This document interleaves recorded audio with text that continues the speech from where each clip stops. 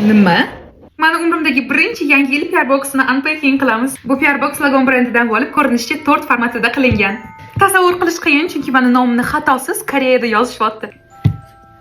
Matayla bu podarishni boksini obzorlarini ko'rmadim. Ichida nima borligini bilmaslik uchun. Oh my god. Bu yerda bizda Mary Miles deb yozilgan va nimalar borligi keltirilgan. Va birinchi qatlamida bu kosmetika yo'q, bu vannaga yoki stolga qo'yiladigan mana shunaqa spesialniy organizerlar.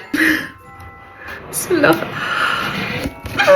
Aynan Lagon brendi yosh hamda kichkina auditoriyali bloger bo'lganimga qaramasdan, vaqtida birinchi bo'lib menga shunchaki sovg'a yuborishgan. Bo'ldi, ta'sirchanlikni chetga qo'yib turib, ko'rib chiqamiz. Birinchisi bu bizda ertalab ishlatiladigan yuz uchun gel для умывания. Keyingisi meni sevimli gelim. Men bu gelni martdan beri ishlataman va yaqinda tugadi.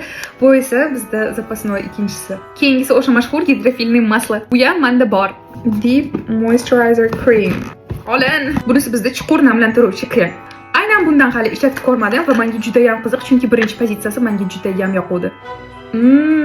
Serumdan ham hali umuman ishlatmaganman, shu sababli buni ham albatta test qilib ko'rib, Telegram kanalimda o'zib qoldiraman. Hamma narsani birinchi qo'limga surtib ko'rish yaxshi ko'raman. Lagon brendiga kattakon rahmat.